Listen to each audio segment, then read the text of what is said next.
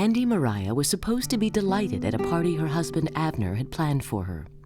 Instead, her 50th birthday surprise was undergoing chemotherapy for chronic lymphatic leukemia, a rare disease for someone of her age and a difficult one to treat. Here, your biggest love and the mother of your children is sick, and it comes as a shock. The fact that you cannot help your biggest love and your closest friend takes a lot out of you.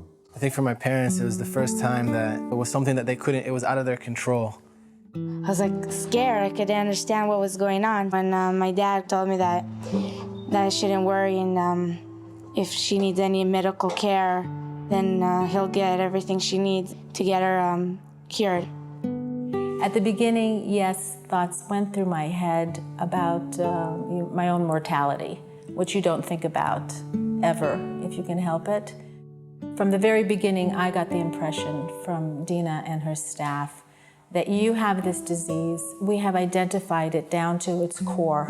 I realized that in Dina Ben-Yehuda, I had one of the top researchers in the world, one of the top doctors in the world, and a staff that knew what they were doing from top to bottom. We gave her treatment that at that time was like a very innovative treatment that we tailored for her, and now is the standard treatment in this disease. I would sit in chemotherapy, and you're just dripping, and it takes a long time. And Avner would have his sketchbook, and he was sketching and sketching and sketching. I needed a way for myself to find a way how to deal with the anxieties and the pain and the fears. He took what comforts him, and he started to sketch. I started the first studies of the drawings for the Haggadah. As Andi got better and her health got better, I realized that the last several months I literally painted our journey out of Egypt. The journey from darkness to light, from slavery to freedom. It is a metaphor for choosing life over death and happiness over self-pity. When I was faced with this illness and the realization that it could possibly do me in, and you evolve with the realization that this is your only chance. You can't go back. You don't have an unlimited time. You can't go back and fix things.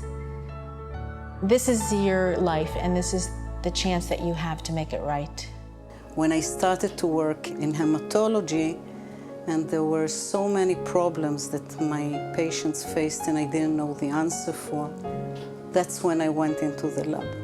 It's always coming from one patient that I'm trying to solve his or her problem. Usually you don't meet the researcher, you meet the doctor who's administering what the researcher has given them to administer.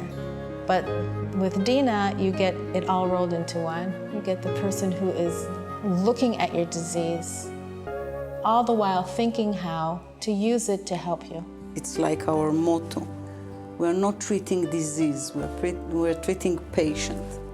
And I think that that's what I wanted to do when I was a little girl. I wanted to treat patients, and that's what I'm doing.